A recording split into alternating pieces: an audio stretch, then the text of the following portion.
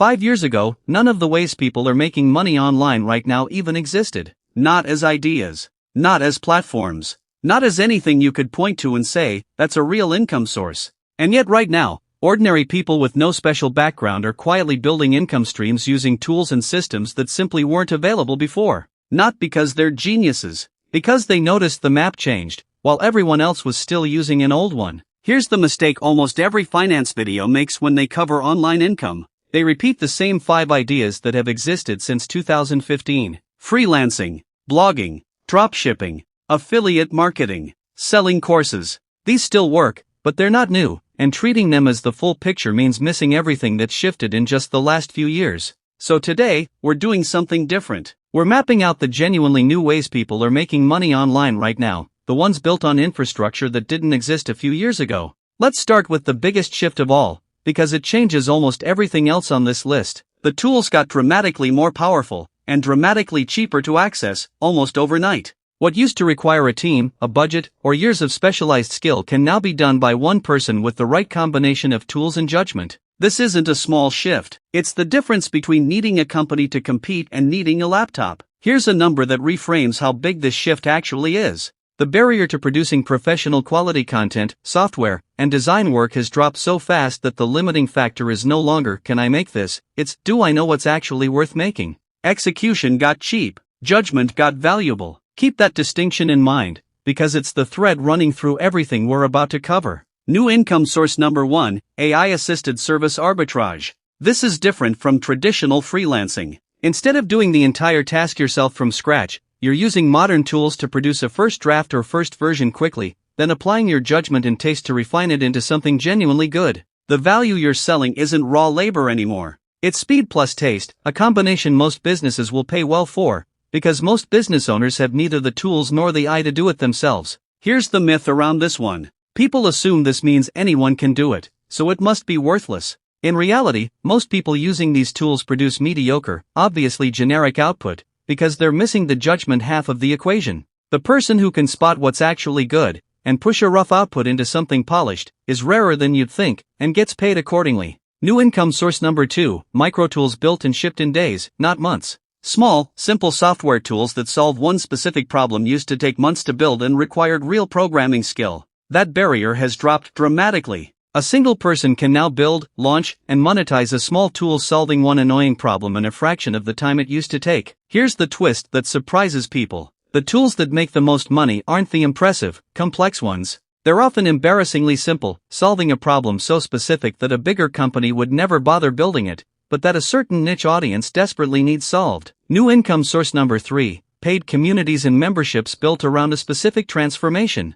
This is different from generic online courses. Instead of selling static information once, people are building ongoing paid communities where members get direct access, accountability, and updated guidance over time. The value isn't the information. It's the structure, the accountability, and the sense of being inside something with people working toward the same specific outcome. Here's a myth versus reality moment worth noting. The myth is that you need thousands of members to make this work. The reality is that a small, highly engaged paid community of even a few dozen people, each paying a meaningful monthly amount, can outperform a much larger audience that never pays for anything at all. A new income source number 4, the creator as infrastructure model. Instead of selling directly to an audience, some creators are now getting paid by companies specifically to produce content that looks native and authentic, used inside the company's own advertising rather than posted on the creator's own channel at all. This flips the entire creator economy model. You're not building a following. You're being paid for the specific skill of making content that performs, regardless of whose account it appears on.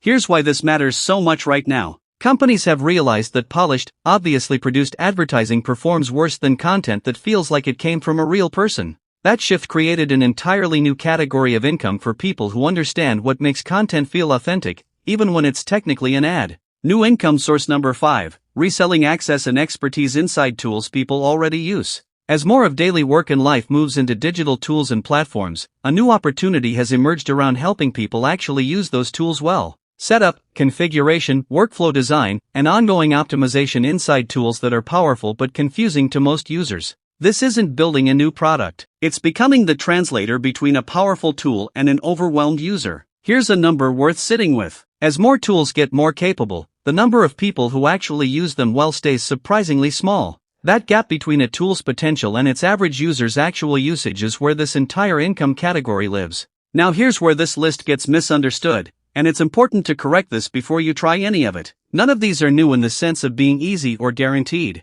They're new in the sense that the infrastructure enabling them didn't exist before, which means less competition has had time to build up around them. That's a very different thing than saying they require no skill. Here's the psychological trap that keeps people from acting on any of this. They see something new and assume they're already too late, because someone else is already doing it. But being newly possible and being saturated are two completely different states, and most of these categories are still in the early stage where genuine skill gets noticed quickly, precisely because so few people have built real competence in them yet. Let's talk about how to actually approach this list without getting overwhelmed by 5 completely different options. The thread connecting every single one of these is the same. Tools got dramatically more capable, which means raw execution became less valuable, and judgment, taste, and the ability to apply these tools well became the actual skill worth building. This changes the entire question you should be asking. Not which platform should I use, but where can I combine a tool that's now more powerful than it used to be, with a specific judgment or taste I already have.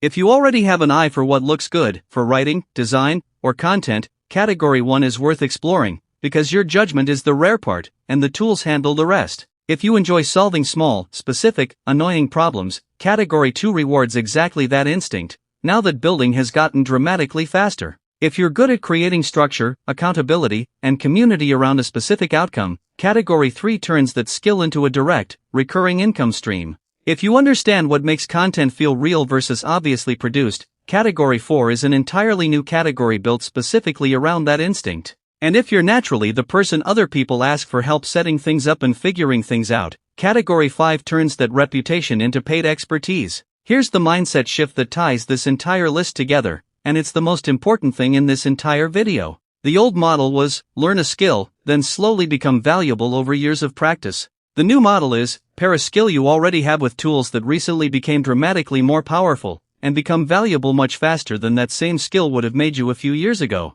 This isn't about chasing trends. It's about recognizing that the ground shifted under everyone's feet at the same time, and most people haven't noticed yet, because they're still measuring opportunity using an outdated map. The people quietly building real income right now aren't smarter than everyone else. They just stopped assuming the old rules about how long things take, how much skill is required, or how much competition already exists, were still accurate, because the map changed. And the people who noticed first are the ones building on the new one, while everyone else is still trying to find their way using directions that no longer match the territory.